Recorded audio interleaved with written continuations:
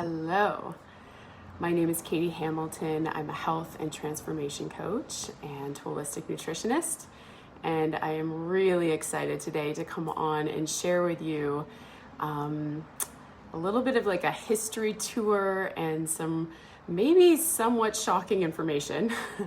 Could be brand new to you because it's not part of the consensus reality, and I'm going to be talking about perimenopause and menopause and the truth behind what is causing these symptoms. So if you're joining me live or if you're joining me in the future, please leave questions in the comment box. I will get to them at the end of this chat.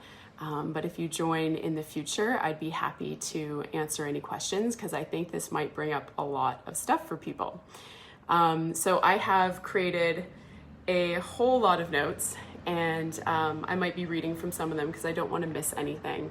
This information is really important and it's actually quite fascinating. So let's dive right into the history of how this concept of blaming our hormones and menopause was birthed.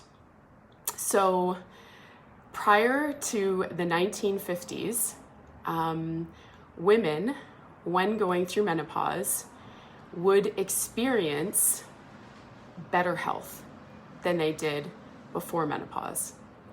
So menopause, historically, has actually been a period in a woman's life where they would actually gain more energy, more freedom regarding their health and well-being, increased libido, and the aging process would actually slow down. This is the way the body is designed. And prior to 1900s, 1950s, in the medical journals, there was no talk or studies done on menopause. This was never an issue. And in fact, actually, it's not even an issue in some cultures today. Okay? So it was viewed in a positive light, believe it or not, which I know is not part of consensus reality, at least in North America. Because having a monthly period actually ages our body. When I discovered this, I was blown away. When we ovulate, when women ovulate and begin to have their period, 80% of the immune system, 80% of your energetic resources are going to the reproductive system. And so twice a month, your body is way more susceptible to viruses and pathogens, and it's just not cleaning up and detoxifying as it does outside of those 2 times a month. And I'll get a little bit more into reproductive hormones and why that is, but I want to stick with the history of menopause, and then we'll get into that.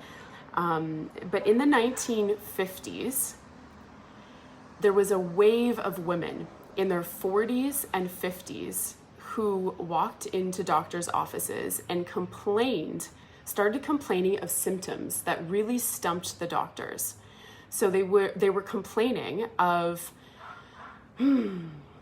weight gain around their midsection, depression, anxiety, mood imbalances, mood swings, hot flashes, night sweats, hair thinning, hair loss, memory loss, brain fog, fatigue.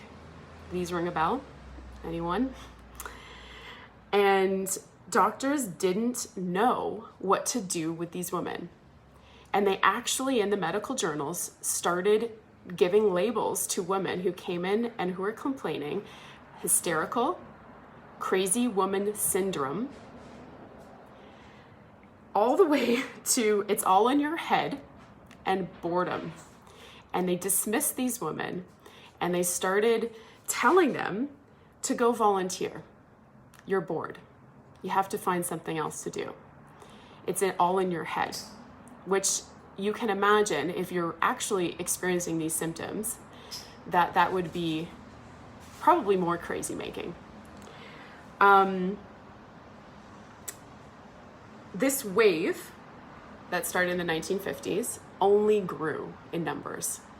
It didn't stop.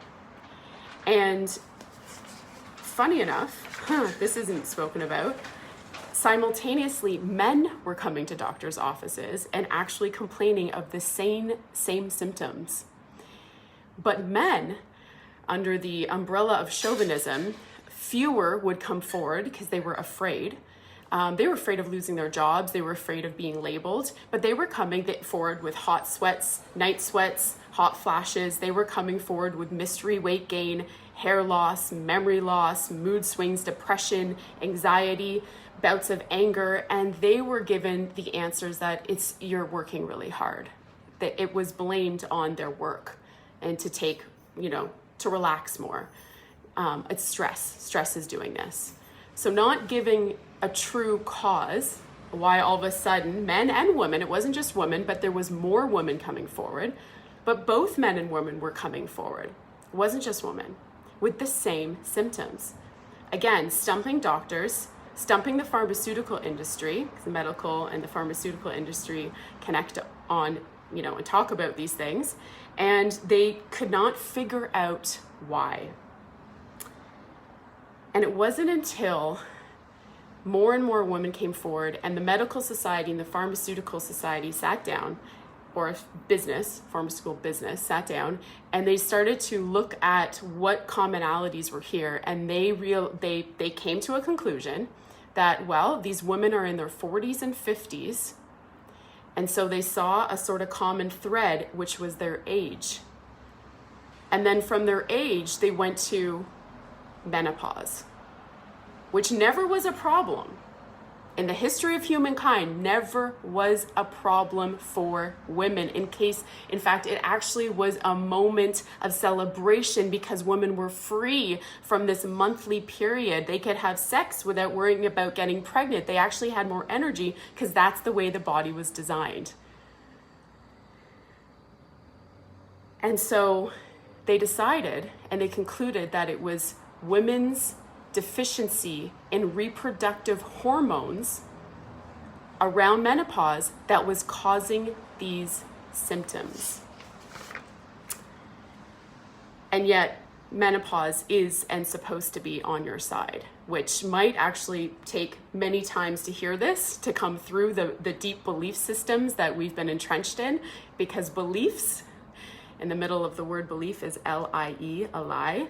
Not all beliefs are true, and essentially they're stories we've been told over and over that we believe in, or we think so often that they become our truth. And unfortunately, there's a lot of beliefs in the medical and health industry that are leading people astray and off a path of healing. Okay, so again, until the 1900s and until 1950s, menopause, hormones, these issues were never a problem. So why all of a sudden are we blaming a natural part of our human process, the stopping of the menses and the freedom and more health, on these health symptoms? Especially when men are also receiving them as well, or experiencing them as well. So back to the reproductive hormones. So why is it that our bodies are made this way? Well, our bodies are aware that we are here to also create life. So reproductive hormones have a steroid compound in them. Steroids naturally age the body. They don't just age the body, they also actually age the bones.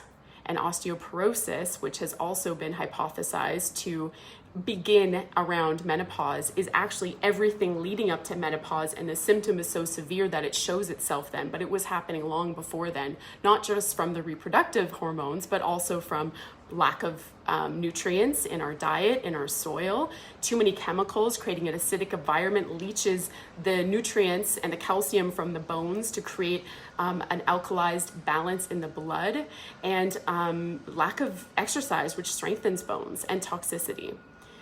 It has nothing to do with menopause, why we go through and experience osteoporosis, the wearing of our bones. So these reproductive hormones, the body knows it wears the body down. And so it gave women a period of time, a childbearing period of time, to be able to create life, but it knew that it had to create an end to that. So our bodies are wise beyond what we give them credit for. And so the body knew. So we actually age the most between puberty and menopause. That is when we age the most. That is when we need to be taking care of our bodies the most. Before that is youth. That is the fountain of youth. And the fountain of youth actually happens after menopause. And it can happen during, if we honor and really support our bodies, which most women have not been doing. And we'll get into all of that today. Okay, so much information. So yes, we were actually told that our reproductive hormones are the fountain of youth, and it's actually the exact opposite. And so menopause wasn't meant to be a difficult process, and yet it had been created as this scapegoat for what is actually happening in the body, which I am now going to get into. Okay, so what the doctors and big pharma industry overlooked or dismissed or decided to push aside because they knew about it were three big commonalities, and there's a few more, but three big commonalities that were happening during that period of time that would bring men and women forward to be complaining of symptoms when they were genuinely looking for answers. They were very much misled, and we still are, okay? Because this hypothesis of menopause causing these symptoms is still the basis in which doctors and alternative health professionals are, supporting their clients and giving them false information based on these claims, which again, it's not like someone's doing this to harm other people. It's just, this is consensus reality, so let's go along with it. But we need to start thinking about this, and you'll get to understand why in this talk, why it, hopefully more and more people wake up to like, is this menopause? This doesn't quite make sense if women of now in their 20s and 30s and men of all ages are experiencing these symptoms. Is it really because of a deficiency in reproductive hormones that we're experiencing these symptoms? It's not. So the three big commonalities. The first one, the viral explosion. This is not talked about. We are now in a pandemic, and we are now aware about viruses and that they can cause damage and that they can kill us. And it was in the 1900s, in the early 1900s, that there was a viral explosion of Epstein-Barr virus. Epstein-Barr virus used to be a virus that was benign. In fact, it was actually working to support us and just eating up the small little scraps and junk in the body. And it was actually helping to keep us clean, just like there's good bacteria in our body right now. This virus used to be our friend. Then, and I'll explain in a little bit, like why it became not so friendly to us, but essentially this viral explosion happened. Epstein-Barr went from 1 or 2 strains, mutated, now has 60 different strains. But it was in the 1900s that it started to take hold in women and men. We'll talk about women though for this class. It took hold in women's bodies, and it was either passed down from generation to generation, or it was ingested, or it was just so easy to contract and get Epstein-Barr virus. Okay, so more women were exposed to Epstein-Barr virus, and this virus is incredible. It takes decades to strengthen its numbers. It's incredibly patient. And it hides out in your body, and it waits for a stressful period in your life, which is often when women give birth to their first child, or there's a death in the family, or there's a major stressor. But as life happens, we become more and more stressed. This virus took hold, and it sort of lay dormant. It incubated for about 4 decades, and it was in the 1950s. So these women who were born in the early 1900s were now in their 40s and 50s, and that's when the virus just ended up going for it. Okay, so it went from an incubation period of gaining numbers and moving throughout the body to now attacking and creating inflammation and all the symptoms that were caused from inflammation and the attack on the liver and the thyroid and the adrenals and the digestive tract and the reproductive system and the brain started to create memory loss, brain fog from the liver, night sweats, hot flashes, that's all related to the liver, mystery weight gain related to the liver, hair thinning related to the liver. These things were not because of the stop of the menses. These symptoms were created by a viral explosion that started to take hold in millions of humans, millions, and it's still taking hold, and it's now labeled autoimmune disease. We'll talk about that another time, but we'll understand the whole thread here, okay? So viral explosion is number one. That's the one first commonality that doctors and pharma overlooked or decided to not look at. Number two was radiation exposure. Radiation exposure. Here's something fascinating about our history that is also not spoken about or we are educated on. In shoe stores, there was something called a fluoroscope. It's an X-ray, next level X-ray. There was no sort of limits on how intense the radiation could be, because at that time, they did not realize how detrimental radiation is to the human body. And women would go as therapy multiple times a month to shoe stores and put their foot in an X-ray machine called a fluoroscope, a shoe fitting fluoroscope, to see so that the shoe fitter could discover your bones, and that would help him or her tell you what shoe would be good for you. Yeah. Well, eventually, a few decades later, medical industry realized radiation is actually very harmful for the body. In fact, we should probably put limits or like absolutely ban fluoroscopes, and that just got swept under the carpet. What that radiation did, it supported the virus. Radiation plummets your immune system. It feeds viruses and bacteria. It starts to wear down your bones. It starts to wear down your entire body.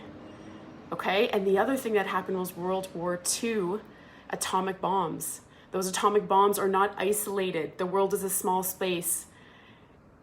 That atomic bomb energy, that radiation went into the atmosphere, and it is still dropping into our soil, into the air, into our bodies. We are still being harmed from that decision of the atomic bombs. There was also nuclear disasters in Chernobyl, and I think there was another place that had a nuclear disaster. Again, that radiation goes out into the atmosphere and affects our water, our soil, our bodies. That radiation was a massive contributor to these symptoms, these new symptoms that were appearing in the human population, not because of menopause.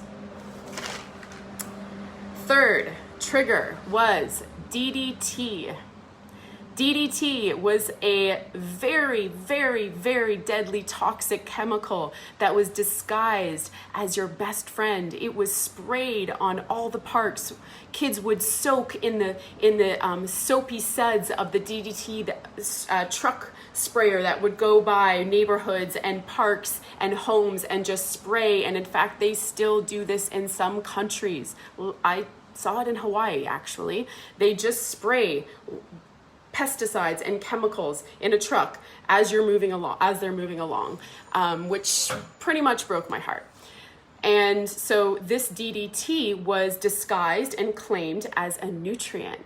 The door salesman would come door to door and bring an apple and spray DDT on the apple, take a bite and say, see, look, it's actually going to benefit you.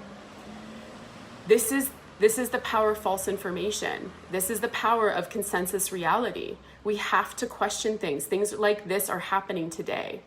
This happened in the 1900s, but this is still happening today. We're still spraying our food with poison.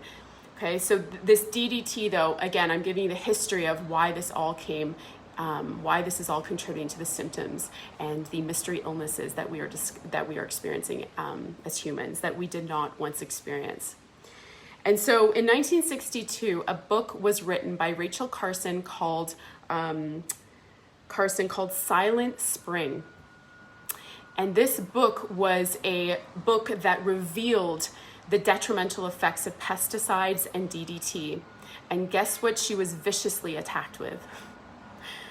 The same label that women were given before medical society decided to call this, blame it on menopause, so they could create something, which we'll get into. She was called hysterical and a crazy woman.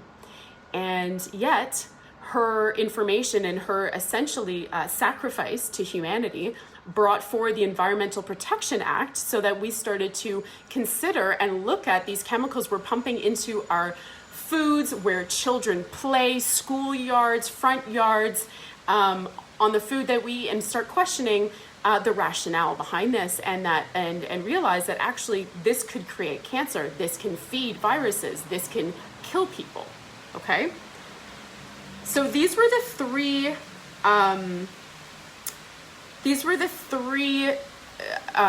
sort of commonalities, triggers that were happening in North America that were creating these symptoms. And yet the medical society decided to blame it on you, on your body, on a natural process, and on your hormones. And it was brilliant, because as the DDT industry was plummeting because of this revelation that it was harming people, by the way, chemical and pharma, they're in bed with each other. All of a sudden, the pharma decided, oh, we are going to claim this is your hormones, and we're going to come up with a solution. And guess what the solution was? Hormone replacement therapy. So they found a way to take women's genuine, plead for help and turn it against them and mislead them and take them right off course. I mean, so far off course that the damage is very, very intense and has led to way worse symptoms that if we caught this in the 1950s, humans would not be experiencing the pain and the disease that they're experiencing today. So hormone replacement therapy was born. And then in the 1960s, they campaigned all over, and they basically said, your illness is a result of your deficiency in reproductive hormones, and we have an answer. It's hormone replacement therapy. And women were just so happy to have someone listen to them. They were so, it was not that recent, long ago, that they were allowed to vote, that their voice, that they mattered. Okay, and so that they felt they mattered was really what they focused on, and they believed we were indoctrinated, that especially that generation, that the medical society is God. They know everything. Your body is in their hands. Your health is in their hands. Your intuition with your own body was taken away from you. It was broken. It was like, no, you put that in the medical society's hands. It's not yours. And so that was it. Okay, we'll believe you. Millions of women, billion-dollar industry was created from this. And now pharma loved this. They went from, oh, we can pump the pill into women, but what happens when they stop their menses? They don't need the pill anymore. They need hormone replacement therapy. So they got to extend the amount of time they pumped their drugs into us. These hormones feed the very manner of ill that was creating the symptoms in the first place. Yep. Synthetic hormones is our virus's favorite food, next to the chemicals like the DDT and radiation and the chemical exposure that we all have in our household cleaning supplies, the beauty products that we cake on our face, the perfume that we spray ourselves in, with the nice smelly candles that are not natural, that are quite harmful. You name it, there's a list. I created a list for my clients and to educate them on, and it's 12 pages of what you're exposed to in this day and age, more so than in the 1950s. So the hormone replacement became the answer. Thank you, medical society. Thank you, pharma, for solving our problems. This is amazing. Oh, these symptoms are not changing. In fact, they're getting worse. In fact, now we have a rise of breast cancer, heart disease, and stroke. And in 2020, there's a clinical study that took place called the Women's Health Initiative, and it ran for a decade. and included 160,000 women. And they were postmenopausal women, and they concluded at the end of this study that hormone replacement therapy increases the risk of breast cancer, heart attack, and stroke. And in that moment, it should have been banned, but it wasn't. Instead, they decided to develop a new strategy, and that's called bioidentical hormone replacement therapy. And then the industry boomed again, sales went up, and this is the premise on which most medical doctors and alternative health therapists and practitioners are supporting their clients on. And if there was any sort of change in their symptoms, by the way, it wasn't because of HRT, hormone replacement therapy, it was because some alternative medical doctors or practitioners also would educate their clients on nutritional changes and supplements. And it was the nutritional changes and supplements that actually changed the symptoms, not the hormone replacement therapy. Like I said, the hormone replacement therapy will only bog down your liver and feed the manner of ill, the viruses that are creating the inflammation, that are creating your symptoms that you're experiencing. So that's the sort of history lesson around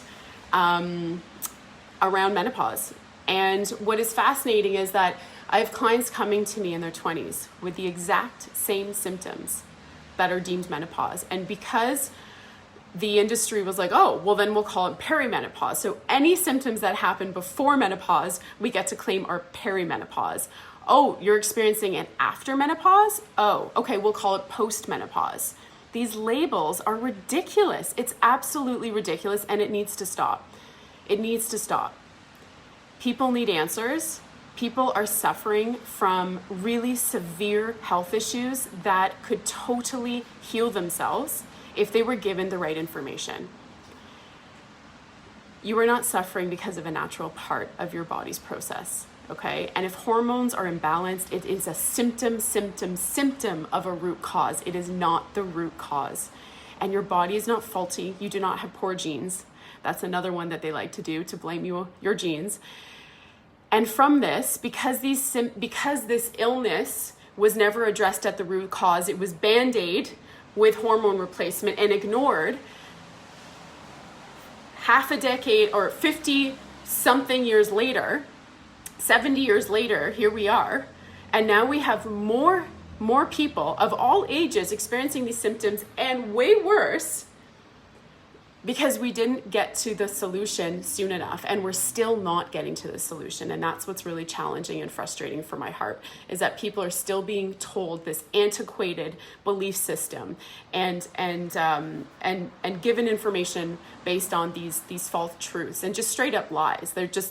I don't believe that the pharma and medical industry are as intelligent as they are and truly believe this. Like, at the root, who created this, other people, I understand, we just follow, and that's okay. But it's time to start waking up to the truth, and it's time to get the information out so that we could heal. And that's one of my calls to action here on earth. I believe it very, very much is, I'm a truth seeker, and I will not stop until I get to the bottom of things. And so I am one of these people. I am not speaking from an outsider's point of view. I had all of these symptoms in my 20s. I would not give up. Part of the reason I went into the health industry was to try to heal myself. And until I got answers, I didn't give up. And I got the answers. I healed myself from something that I was told that I wouldn't have a body in my 40s if I didn't heal. But we don't really have the answers. And I'm 38 now. So I want to let you know that there is a light at the end of the tunnel. This talk is really about giving you the root information about what you're really up against when we're dealing with these symptoms. Later, if they can't blame it on your menopause, they will then call it autoimmune and they will blame it on your immune system. We don't have millions and millions of humans on Earth with faulty immune systems all of a sudden. That is not the case. We have viruses and pathogens and bacteria that have exploded because of the very chemicals that humans have created and that they eat. They eat and they thrive on these chemicals, so they have become superbugs. And these superbugs literally poop out something that creates the inflammation, that creates the symptoms, and breaks down your tissues and creates all of the issues that you are experiencing.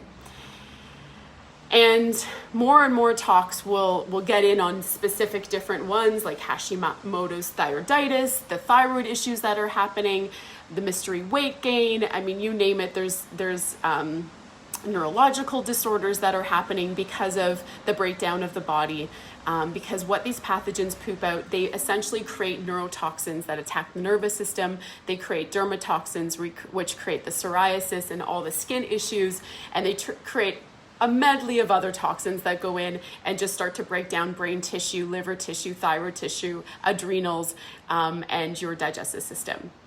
And so how do we heal ourselves? This is what I help people with. This is what I help zero in on your specific symptoms and support you with a individual protocol that will help you to heal your body from these symptoms and from the root cause. And essentially a protocol will be comprised of foods that support you to kill the pathogen. Yep, Mother Earth has created foods that kills pathogens. Antivirals, antibacterials are in fruits and vegetables. Foods, we eliminate the foods that feed the pathogens. This is so important to become educated on what is feeding the pathogens. Yes, there's the chemicals that we aren't necessarily have control over, but there's a lot of foods that we have control over that we eat. The pesticides that are sprayed on the food, the herbicides, the fungicides, the rodenticides on our food. And then we also need to understand what foods go in and repair the damage, because you got it, Mother Earth has provided us with foods that actually repair the damage that we're told is not repairable. The medical society doesn't look into this. And again, if they can't put it in a drug, they don't want to know about it. Food is not going to make them billions and billions and billions and more than billions of dollars. Okay, so there is a way. I'm here to tell you, I have helped dozens and dozens and dozens of women. I've healed myself from these symptoms using food, minimal supplements, nothing gimmicky. It would be herbs or zinc or B12, but actually 99% of the time it is food that I am supporting people with in a specific individual protocol for you. And that's important because we don't all have the same symptoms. We can't just all of a sudden categorize ourselves like the medical society does. Oh, you have this, and this. Let's just call it this label. Oh, we have a drug that matches that label. Here you go. It's not like that. I understand the root cause, and so I can support you to actually heal it. And I did want to leave you with a little bit of just information around specific foods that you could start today. If you're watching this and you're like, no, I want to start right now. Wild blueberries is one. Wild blueberries in 100 years or more will probably be deemed one of the most powerful foods on earth. It's an adaptogenic, so it supports your nervous system to stay in balance. But it's also like the phoenix. It literally rises from the ashes once it's been burned down. If a bush has been burned down, it will actually grow back. So it is fortified with the essence of the phoenix, so it will help you rise from the ashes out of disease, out of chronic illness, out of pain and suffering. And it goes in and not just kills viruses on contact. It doesn't just clean up the soppy mess and oxidative mess from heavy metals. It actually goes in and repairs your very own tissue that has been broken and damaged and bruised by the heavy metals, by the pathogens. It will go and cross the blood-brain barrier and it will heal your brain. It will prevent Alzheimer's. Okay, it will help to prevent because it's going to do the cleaning up of the thing that causes Alzheimer's in the first place, which is heavy metal exposure to the brain. Oxidizing brain tissue. Okay, the other one is celery juice. I've talked about this one in other one of my talks. You can scroll down and find other talks of mine around fruit. And fruit is a huge healer for our reproductive system and for every single tissue in the body. Celery juice is amazing as well. Asparagus, the liver takes such a hit. When we heal the liver, we heal our symptoms. And asparagus is one of the liver's favorite foods for detoxifying and providing it with the nutrients it needs because it has its own immune system. So it helps to boost its very own immune system. Dragon fruit is one of the top fruits for the liver. Spinach, providing very necessary nutrients to all the organs. Black grapes are hydrating, and the darker the grape, the better, because it has compounds in the darkness that actually go in and kill viruses. And cucumber juice. Cucumber juice is massive when we are trying to heal our body from any illness. Celery and cucumber juice.